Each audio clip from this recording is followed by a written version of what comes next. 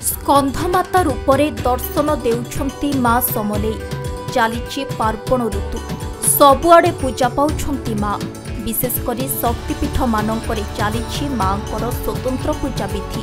तेबे नवरात्र पूजार पंचम दिन अवसर में विभिन्न शक्तिपीठ और पूजा मंडप मानकरे मध्य मांकर भिन्न भिन्न वेश दर्शन करने मिली। ओम दुर्गे स्मृता हरसिभे तेमसे सजन्तो यस्ते स्मृता मते मते वसुभां दधासे दारिद्र्य दुःख भयः ऋणिकात्मधन्या सर्वोपकार करण यशदार्थ चेता। आज आमर स्कंदमाता देवी पूजा अच्छे प्रातः समय सूर्य पूजा होता। सूर्य पूजा पर आमर वर्तमान पार्श्वदेवता पूजा पर स्कंदमाता महास्नान हम।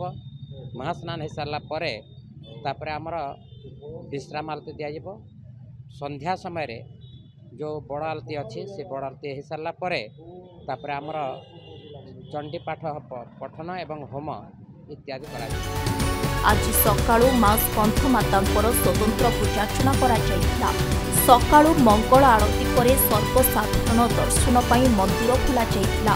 मांकर दर्शन करने सकाळू सकाळू लोकंकर भीड़ जमिथिला।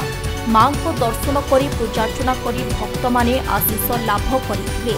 बलांगीर सहरर समलेश्वरी मंदिर, पाटनेश्वरी मंदिर, दुर्गा मंदिर समेत सहरर विभिन्न दुर्गा पूजा मंडपरे मांकर स्कंधमाता वेश दर्शन करने मिली।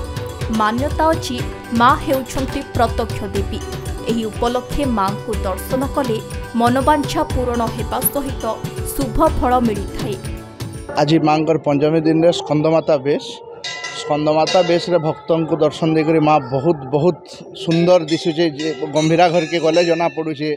माँ के बाहर देखले गोटे बेश दिशुचे, गंभीरा भितर गोटे बेश दिशुचे।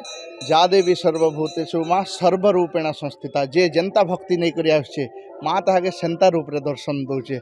आ नवरात्रि रे एटा विशेष महिमा। मंदिर के आसिक आम समस्त दर्शन करूँ, दीप जालुछूँ, सारा संसार रो उन्नति कामना करी आज दुई आम हजबैंड वाइफ इनु मान ने मुड़िया मारिक मुठ टेकी। बलांगीर गुप्तेश्वर पृष्टि रिपोर्ट, खबर ओडिशा।